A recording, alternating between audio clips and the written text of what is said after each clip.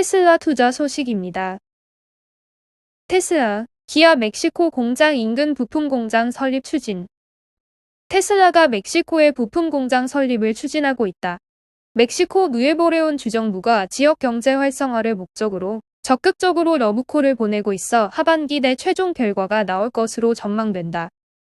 업계에 따르면 테슬라는 최근 멕시코 누에보레온주와 페르크시아 지역 부품 공장을 설립하는 방안에 대한 논의를 시작했다. 이곳은 국내 완성차 업체 중 하나인 기아의 미국 수출 전략 기지인 멕시코 공장이 위치한 지역으로 잘 알려진 곳이다. 이 같은 사실은 신임 누에보레온주 주지사인 사무엘 알레한드로 가르시아 세풀 베다를 통해 알려졌다. 그는 지난 13일 소셜 네트워크 서비스를 통해 테슬라 임원진과 부품 공장 설립 관련 미팅을 진행했다며 적극적인 투자를 통해 일자리 창출 등 지역 경제 활성화로 이어질 수 있도록 노력할 것이라고 밝혔다. 양측 합의가 원만히 이뤄질 경우 하반기 내 부품 공장 설립에 들어갈 것으로 업계는 보고 있다. 업계 관계자는 테슬라는 멕시코의 값싼 노동력을 활용한 전략적 생산 거점을 만들 수 있고 누에보레온주는 일자리 창출 등 경제적인 효과를 거둘 수 있다는 점에서 윈윈이라며 신임 주지사가 정치적인 업적을 위해 적극적으로 나서고 있는 만큼 유리한 조건에 입성할 것으로 보인다고 말했다. 한편 테슬라 부품 공장 설립 예정 지역에 위치한 기아 멕시코 공장은 지난 5월 5주년을 맞이했다. 지난 2016년 5월 16일 자동차 조립 생산한 이후 5년간 누적 120만 대를 출하했다. 총 30억 달러가 투입됐으며 7,000개 일자리를 창출하는 데 기여했다. 여기에 유통 판매 서비스 관련 일자리까지 고려하며 기아가 창출한 일자리는 6만 개 이상이라는 게 회사 측 설명이다.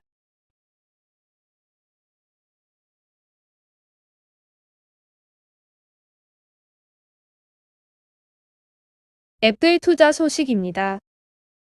아이폰 13과 함께 동반 출시될 애플 신제품은 무엇? 애플이 오는 9월 새로운 아이폰 13 시리즈 발표와 함께 다수 신제품이 대거 함께 발표될 것이라는 전망이 나왔다. 블룸버그의 애플 전문 기자 마크 거머는 최신 뉴스레터를 통해 애플의 신제품 발표에서 아이폰 13과 함께 애플워치 시리즈 7, 에어팟 3세대 그리고 신형 아이패드 미니 출시가 유력하다고 전했다.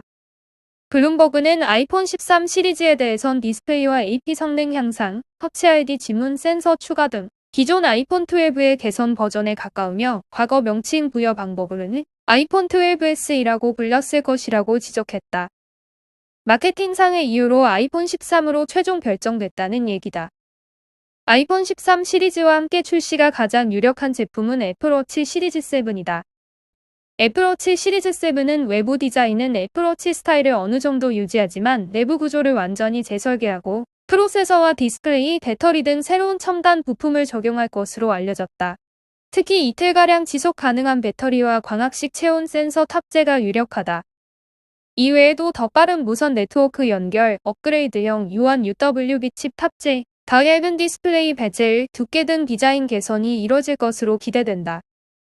한층 진화한 3세대 에어팟도 새로 선보일 것으로 보인다. 기존 2세대 에어팟과 비교해 에어팟 프로에 가까운 디자인을 지닐 것이라는 전망이 강하다. 기능적으로는 이어폰 음질과 무선 성능 향상 등이 예상된다. 다만, 능동형 노이즈 캔슬링 기능은 여전히 에어팟 프로에만 탑재된다. 수년간 업그레이드가 뜸했던 신형 6세대 아이패드 미니도 동반 출시가 유력하다. 아이패드 미니는 지난 2019년 5세대 버전 출시 후 현재까지 그대로 이어지고 있다.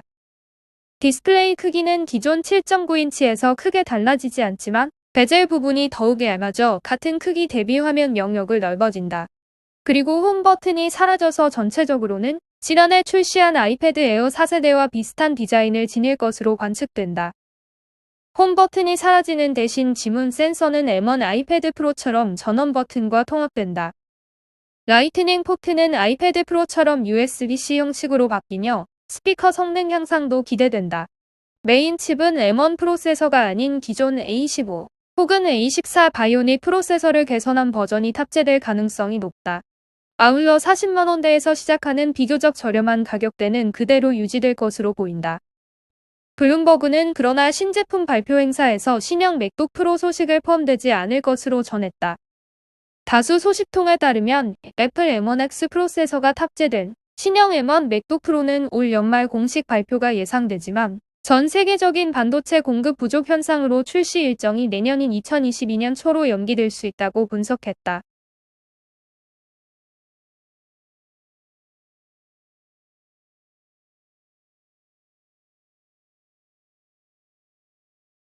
엔비디아 투자 소식입니다. 엔비디아 CEO 1,800억 원어치 주식 매각. 암인수는 산 넘어 산. 영국 정부가 자국의 반도체 설계 회사 암을 미국 반도체 회사 엔비디아에서 인수하려는데 제동을 건 상황에서 젠슨 황 엔비디아 최고 경영자가 1억 6천만 달러 상당의 엔비디아 주식을 팔아 현금화했다. 더 타임스에 따르면 황 CEO는 최근 2달 동안 보유하고 있던 엔비디아 주식을 2차례에 걸쳐 매각했다. 이번 달 그가 매각한 주식은 8천만 달러어치로 알려졌다. 주식 매각은 영국이 엔비디아의 암인수를 부정적으로 보고 있다는 소식이 나오기 이뤄졌다. 더타임스는 황 CEO의 주식 매각은 종종 있어왔지만 이 정도 대규모는 처음이라고 전했다. 엔비디아는 GPU를 생산하는 미국의 팹리스 기업이다. 지난해 9월 엔비디아는 일본 소프트뱅크로부터 암을 400억 달러에 인수하기로 합의했다. 암은 손꼽히는 반도체 설계 기술을 가진 회사다. 스마트폰에 탑재돼 두뇌 역할을 하는 애플리케이션 프로세서의 95%가량이 암의 설계도를 이용해 만들어졌다. 2016년 손정의 소프트뱅크 회장은 암을 320억 달러에 인수했다. 하지만 최근 영국 경쟁시장청이 자국의 국가안보를 위협할 소지가 있다는 취지의 보고서를 정부에 전달하면서 인수합병 성사 여부가 불투명해졌다. 지난 3일 블룸버그 통신은 익명의 소식통을 인용해 영국 정부가 엔비디아의 암인수를 막으려고 한다고 보도했다. 영국의 반대를 제외하더라도 엔비디아가 풀어야 할 숙제는 많다. 영국을 포함한 미국, 중국, 유럽연합이 규제당국 승인이 필요하기 때문이다. 삼성, 퀄컴 등 암의 주요 고객도 엔비디아의 암인수에 부정적이다. 합병 후 5월한 시장 지위를 활용해 고객사들과의 협상에서 엔비디아가 우위를 점하려고 시도할 가능성이 높다는 우려 때문이다.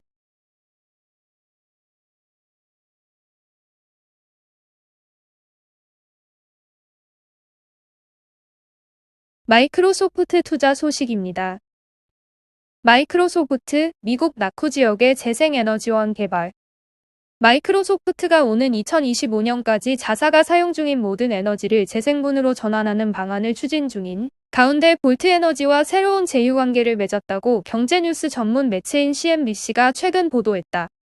이 보도에 따르면 마이크로소프트는 태양광 개발 업체인 볼트에너지와의 제휴를 통해 양사의 수익을 미국 내 소외된 각 지역사회의 탄소 중립형 전기시설을 설립하는 데 사용할 계획이다.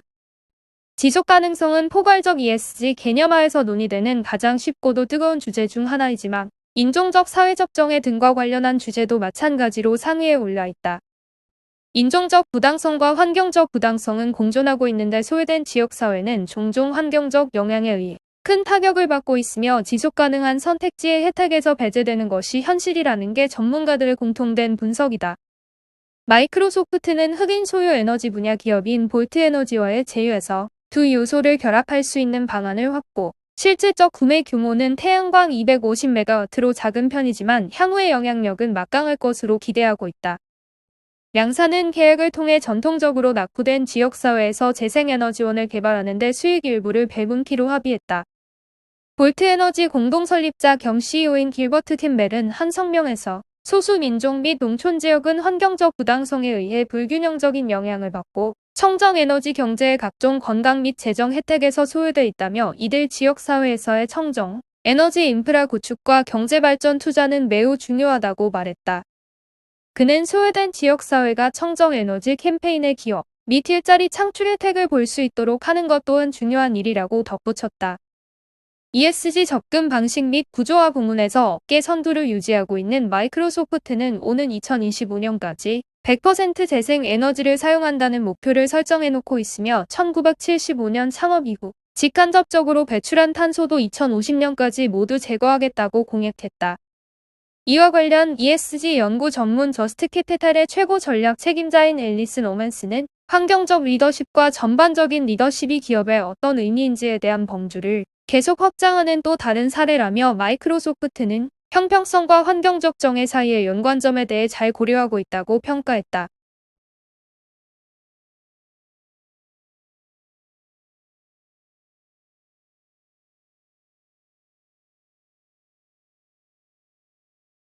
보잉 투자 소식입니다.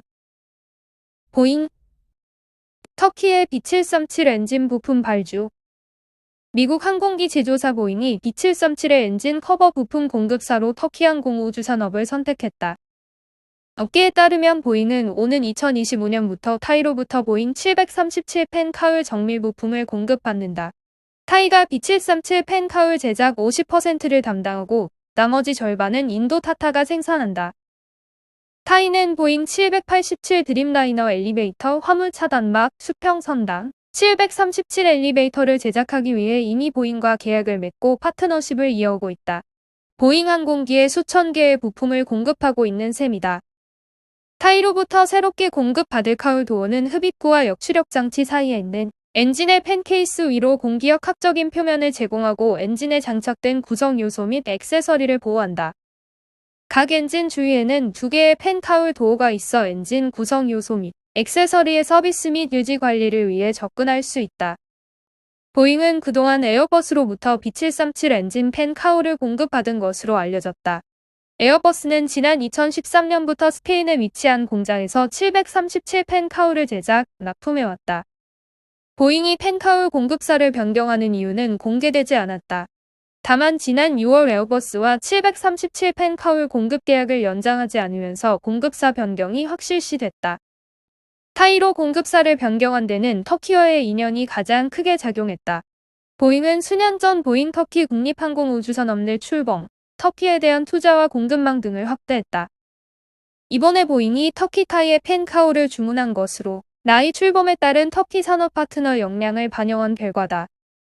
아이셈 사르긴 보잉 전무는 터키는 보잉의 전략적 성장국 중 하나이며 산업기술 파트너로서 세계 항공우주 산업에 기여할 수 있는 엄청난 잠재력을 갖고 있다고 밝혔다.